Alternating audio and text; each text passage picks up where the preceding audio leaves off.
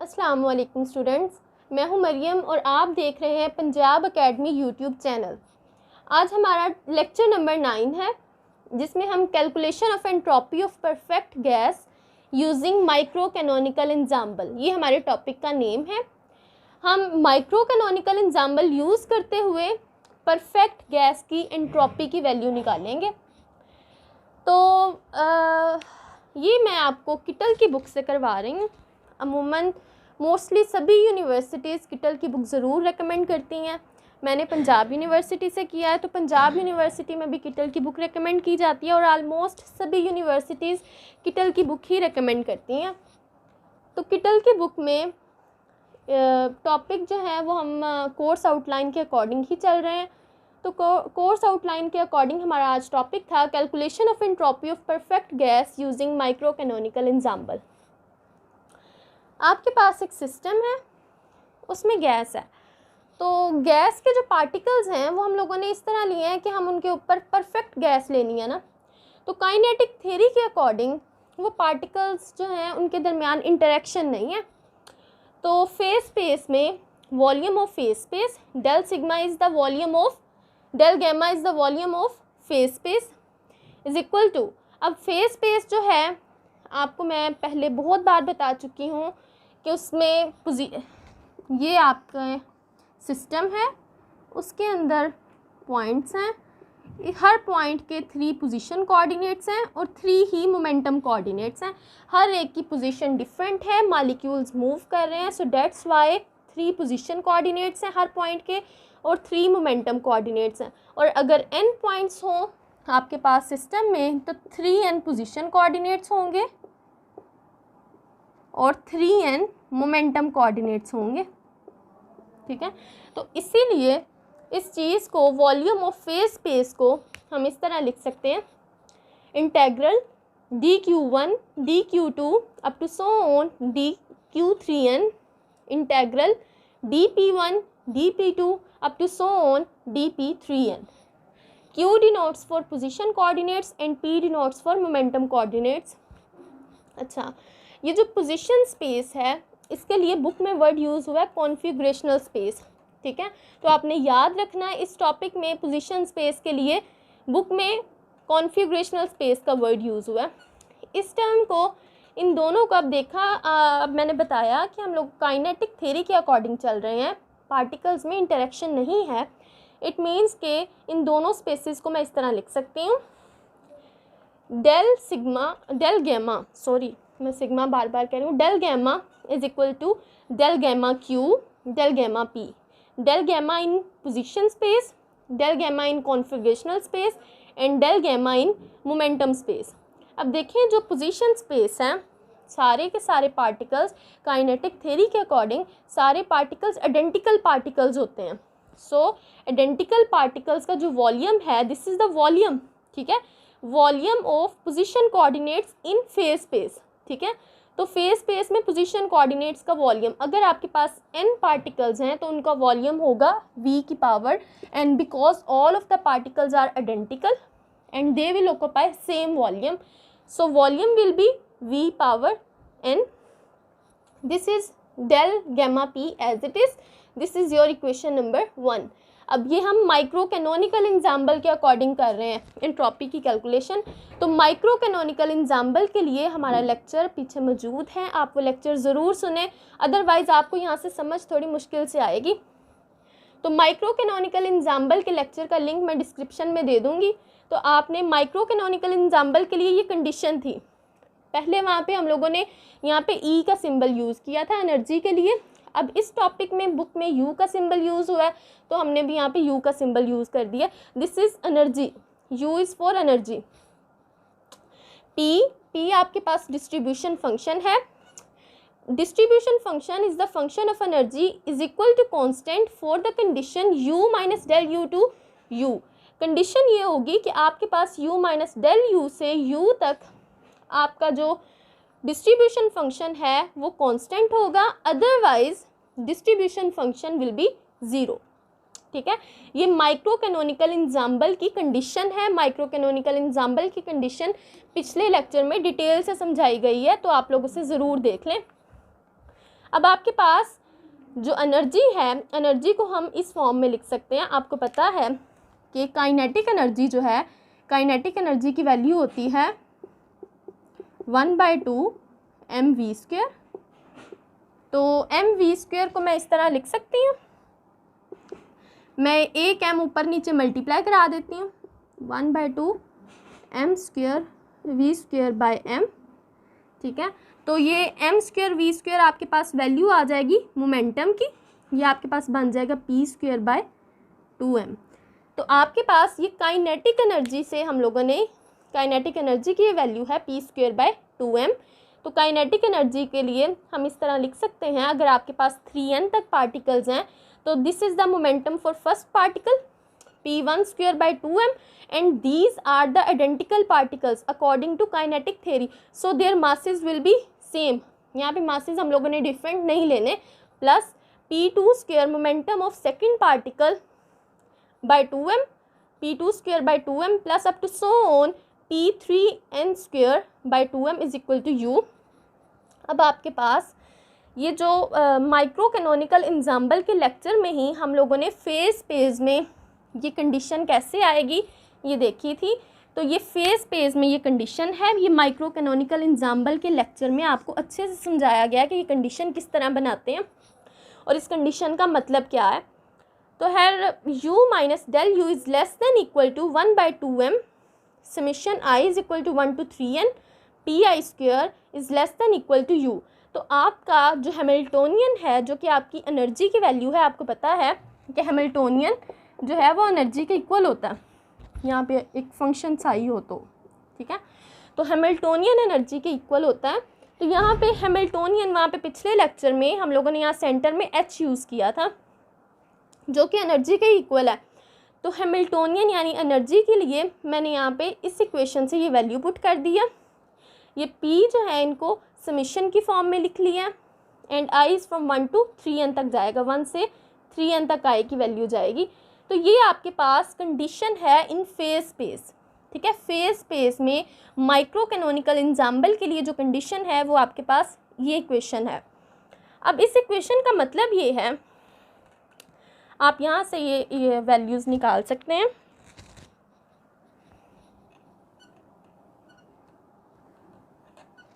अब देखें, अगर आपके पास ये इक्वेशन है देन आपके पास pi² जो है ये इक्वल होगा 2mu के, ठीक है। ये 2m यहाँ पे मल्टीप्लाई हो जाएगा तो ये 2mu के, एंड p की वैल्यू जो होगी pi की ये होगी √2mu, ठीक है। तो इस चीज़ के लिए u माइनस डेल u के लिए pi की वैल्यू होगी √2mu माइनस डेल u। ये आपके पास दो बातें हैं। अब देखें आप कि ये आपके पास शेल है, हाइपर शेल है। तो ये जो वॉल्यूम ऑफ हाइपर शेल का एक टॉपिक है, तो वॉल्यूम ऑफ हाइपर शेल की बहुत लंबी कैलकुलेशन है जो कि यहाँ पे डायरेक्ट यूज़ हो रही है। तो आपने इस फार्मूला नंबर 2 को बहुत अच्छे से याद करके, रट्टा मार के याद करके पेपर में जाना है, बिकॉज आप वहाँ पे कैलकुलेशन स्टार्ट नहीं करेंगे, आपने डायरेक्ट ये कैलकुलेशन यूज़ करनी है। आपके पास ये हाइपर शेल है, शेल में this is the radius of shell, ये इतना शेल का रेडियस है, और ये जो है ये डेल यू है, इतना एरिया जो है ये सेंटर वाला एरिया ये डेल यू है। सो और यहाँ से यहाँ तक का जो एरिया है ये यू है, ठीक है। ये पूरा जो आर है, आर तक का ये जो पूरा एरिया, ये सर्कल जो है ये यू के लिए है, और ये इतना सेंटर में ये डेल यू है, ठीक है। तो 2mu ये जो बिगर सर्कल है, it is for under the root 2mu, and this smaller ये सर्कल जो है this is for under the root 2mu minus del U. मतलब पूरे u में से डेल u वाला इतना एरिया माइनस कर दें तो बाकी इतना एरिया आ जाता है आपके पास। तो ये स्मॉलर सर्कल इस इक्वेशन के लिए, इस वैल्यू के लिए आपने, ये वॉल्यूम है, वॉल्यूम ऑफ हाइपर शेल है, तो इस वॉल्यूम की वैल्यू आपने याद रखनी है। इस हाइपर शेल का ये वॉल्यूम है, ये जो आपके सामने हाइपर शेल है, इस पूरे का ये पूरा इस पूरे का वॉल्यूम है ये इक्वेशन, ठीक है। इक्वेशन नंबर 2, इक्वेशन नंबर 2 है, इसे फिज़िक्स में आप लोग इस सिंबल को ओहम पढ़ते हैं, तो है यहाँ पे मैं वॉल्यूम ही कहूँगी इसे। Volume of hyper shell is equal to pi by gamma. ये v जो है, ये जो टेढ़ा सा v लिखा है, ये v आपके पास स्पेस है एक, ठीक है। तो ये स्पेस की वैल्यू आप खुद से रख सकते हैं, ठीक है। आप यहाँ पे नेक्स्ट जाके इसकी वैल्यू 3n रखेंगे। तो ये स्पेस जो है इसके कोऑर्डिनेट्स आपने ये v स्पेस है आपके पास, तो v space by 2 + 1 dot r is the radius, यहाँ से यहाँ तक ये रेडियस है, r की power v। Volume is equal to, इस टर्म को मैंने कांस्टेंट c के इक्वल कह दिया इसे थोड़ा इजी करने के लिए। Volume is equal to CRV। अब हम लोग अब वॉल्यूम जो है, हमें इस चीज़ का वॉल्यूम नहीं पता, ये डेल v का। जब तक इस डेल v का वॉल्यूम नहीं पता होगा हम एंट्रोपी फाइंड नहीं कर सकते, क्योंकि एंट्रोपी जो है ये डेल गैमा, जब तक हमें डेल गैमा की कंप्लीट इन्फॉर्मेशन नहीं होगी तब तक हम एंट्रोपी फाइंड नहीं कर सकते। तो डेल गैमा फाइंड करने के लिए हमें ये सेंटर में ये जो एरिया है इन दोनों सर्कल्स के दरमियान में, ये सेंट्रल एरिया जो है इसका वॉल्यूम अभी तक नहीं पता। इस सेंट्रल एरिया के वॉल्यूम को फाइंड करने के लिए हम इस तरह लिख सकते हैं, Vs is equal to V is the function of R minus V is the function of R minus S। R में से ये S स्मॉल वाला माइनस कर देंगे तो ये सेंट्रल वाला ये एरिया आ जाएगा, ठीक है। तो ये फर्स्ट वाले पूरे के पूरे का जो वॉल्यूम है, ये पूरे हाइपर शेल का पूरे का वॉल्यूम है C। This is the volume of hyper shell. This is equal to CRV, R की power V minus C, R minus S की पावर V आ जाएगा। तो अब देखें CRV हम लोगों ने कॉमन ले लिया, यहाँ से R और यहाँ से V कॉमन ले लिया।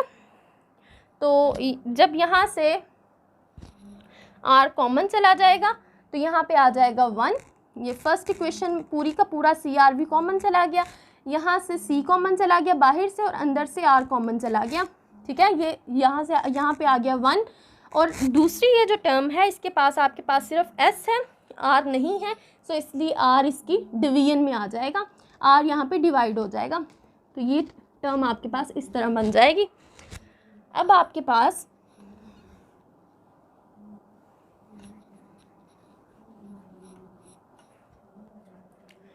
एक्सपोनेंट सीरीज इस तरह होती हैं, e की power x is equal to 1 plus e की पावर x प्लस e की पावर 2x बाय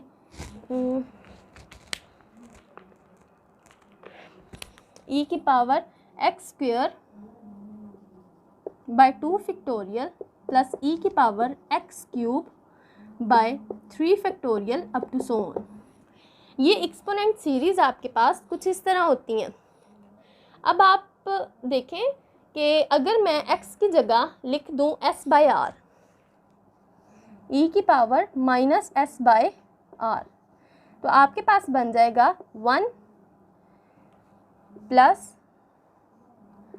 e की पावर, अच्छा माइनस यहाँ पे 1 फैक्टोरियल आना है, माइनस s बाय r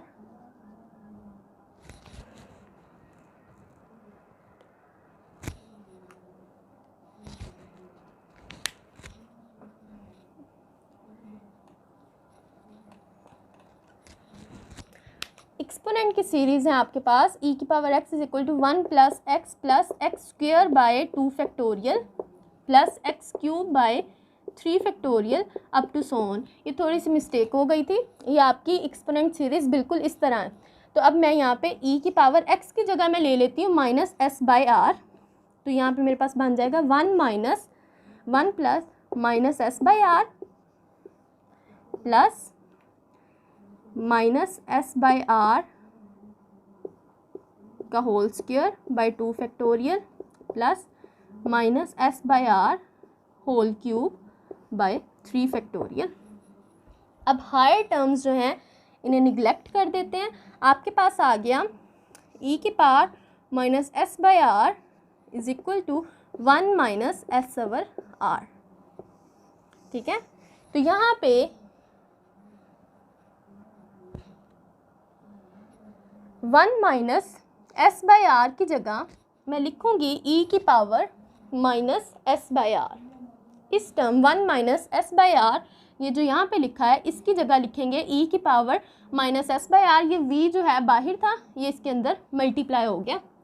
तो अब देखें ये आपके पास टर्म आ गई। अब हम लोगों ने ये निगलेक्ट क्यों किया, ये हायर टर्म्स को निगलेक्ट क्यों किया? बिकॉज ये जो r है ये s से बहुत बड़ा है, s से टू मच ग्रेटर है। तो s बाई आर जो है ये बहुत स्मॉलर हो जाएगी वैल्यू, जिसकी वजह से ये हायर टर्म्स हम लोगों ने निगलेक्ट कर दी हैं। अब हम लोगों ने यहाँ पे ये आपके पास टर्म आ गई सी आर की पावर v 1 माइनस ई की power minus s v by r. अब ये देखें आपके पास जो वॉल्यूम है, ये स्पेस जो है, मैंने आपसे कहा था ये जो v है ये मैंने एक स्पेस के लिए, v डायमेंशंस हैं आपके पास, ये एक स्पेस है। तो अगर आपके पास डायमेंशंस हैं 3n डायमेंशंस हम यूज़ कर रहे हैं ना मोमेंटम के लिए, 3n डायमेंशंस हम लोग उसके लिए पोजीशन के लिए यूज़ कर रहे हैं।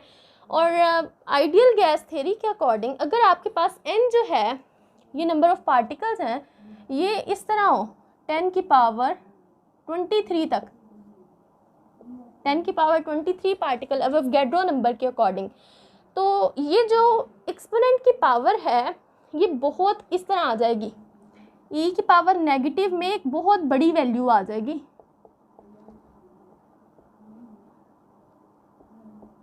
तो नेगेटिव में आप कैलकुलेटर से फाइंड कर सकते हैं, आप कैलकुलेटर यूज़ करें, आप देखें कि e की पावर नेगेटिव में जब बहुत बड़ी वैल्यू आती है तो इसका आंसर आपके पास कुछ इस तरह आता है 0.000 समथिंग, 001 या कुछ भी। ठीक है, इसका आंसर बहुत बहुत स्मॉलर वैल्यू आती है जब e की पावर एक्सपोनेंट की पावर नेगेटिव में बहुत बड़ी क्वांटिटी हो जाए, तो तब एक्सपोनेंट की वैल्यू जो है आप कैलकुलेटर से फाइंड कर सकते हैं, ये बहुत स्मॉलर वैल्यू आएगी। तो इस टर्म को हम निगलेक्ट कर सकते हैं। सो इस टर्म को हमने निगलेक्ट कर दिया। तो वॉल्यूम ऑफ ये जो सेंटर वाला जो एरिया है इसका वॉल्यूम आपके पास ये सिर्फ ये वाला जो मैंने शेडिड एरिया बनाया है जिसमें ज़्यादा शेड की है, तो इस ज़्यादा शेड वाले जो एरिया है उसका वॉल्यूम आया है आपके पास सी आर की पावर v।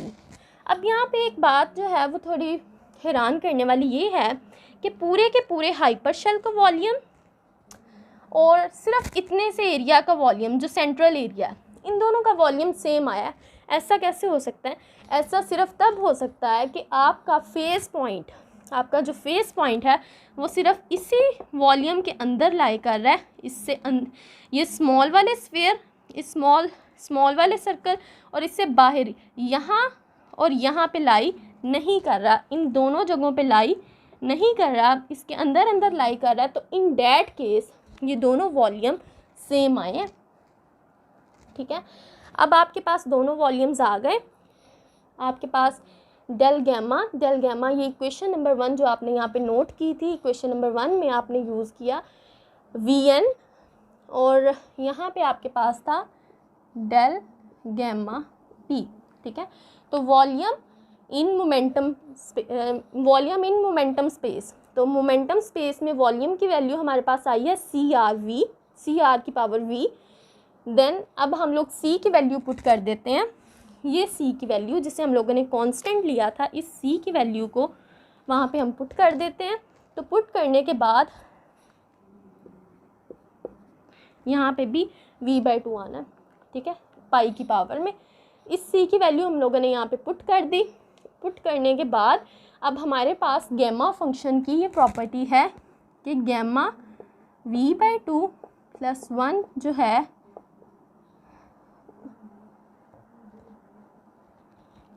v/2 फैक्टोरियल के इक्वल है। ये गैमा फंक्शन की प्रॉपर्टी है, आप इसे याद कर लें कि गैमा फंक्शन जो है v/2 + 1 जो है ये v/2 फैक्टोरियल के इक्वल है। अब हम लोग यहाँ पे ये जो स्पेस थी हमारे पास v डायमेंशंस जो थी ये इन डायमेंशंस को हम 3n के इक्वल ले लेते हैं। तो जब इसे 3n के इक्वल लिया, अब सारी इक्वेशन में जहाँ जहाँ पे v है यहाँ पे हम 3n लिख लेंगे। तो 3n से रिप्लेस कर दिया, 3n डायमेंशंस हम लोगों ने यूज़ कर ली। 3n डायमेंशंस के बाद आपने सिग्मा की वैल्यू, आपके पास जो इंट्रोपी है, इंट्रोपी की वैल्यू है लॉग ऑफ डेल गैमा। तो इस इक्वेशन का हमें लॉग लेना पड़ेगा। इस इक्वेशन का लॉग लेने से लॉग की प्रॉपर्टी यूज़ करते हुए ऊपर वाली टर्म लॉग और ऊपर वाली टर्म माइनस लॉग नीचे वाली, log nominator minus log denominator, ये इस फॉर्म में हम लोगों ने लिख लिया। लॉग की प्रॉपर्टी यूज़ करते हुए डिवीजन को माइनस की फॉर्म में लिखा जाता है, इस प्रॉपर्टी को यूज़ कर दिया। उसके बाद लॉग, ये जो n है, इस टर्म के पास भी n है, इसके पास भी, इसके पास भी, इन तीनों का n हम लोगों ने कॉमन ले लिया। अब हम लोगों ने यहाँ पे log 3n/2 फैक्टोरियल के लिए एक फार्मूला यूज़ किया। वो फार्मूला देखें,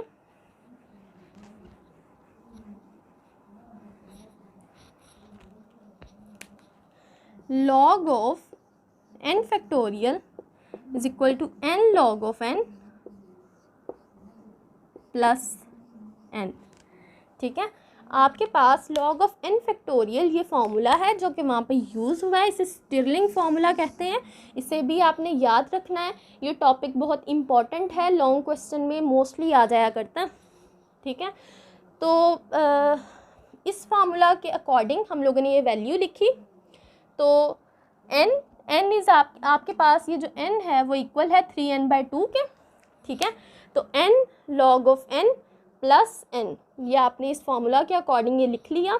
इसे लिखने के बाद आपने ये जो पावर n है, ये log की प्रॉपर्टी यूज़ करते हुए पावर n स्टार्ट में आ जाएगी। ये पावर n स्टार्ट में आ गई।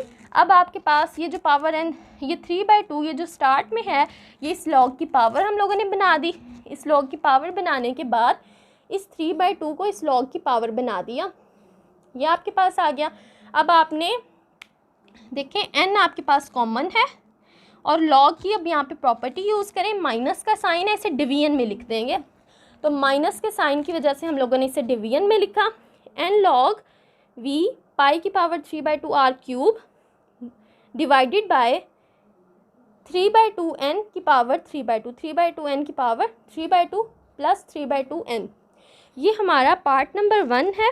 इसके बाद पार्ट नंबर 2 में हम लोग एंट्रोपी की कुछ प्रॉपर्टीज़ को डिस्कस करेंगे और इसके साथ साथ हम लोग टेम्परेचर की, प्रेशर की, इनकी फ़िज़िकल सिग्निफिकेंसेस भी देखेंगे। अब इस लास्ट इक्वेशन में, इस इक्वेशन में हम 3/4 की पावर 3/2 एंड 4/3 की पावर 3/2, मतलब 3/4 को हम 3 एंड 4, 3 को भी मल्टीप्लाई एंड डिवाइड कर रहे हैं एंड 4 को भी मल्टीप्लाई एंड डिवाइड कर रहे हैं। सो ये जो है, ये टर्म यहाँ पे कोई इफ़ेक्ट नहीं कर रहे, ये बस मल्टीप्लिकेशन एंड डिवीजन सिंप्लिसिटी के लिए कर रहे हैं हम। ठीक है, तो अब ये जो नीचे वाली, ये नेक्स्ट जो है, ये नीचे वाली जो टर्म है 3/2, ये जब ऊपर जाएगी तो ये 2/3 की फॉर्म में आ जाएगी। ठीक है, v पाई की पावर 3/2, 3/4 की पावर 3/2, 4/3 की पावर 3/2।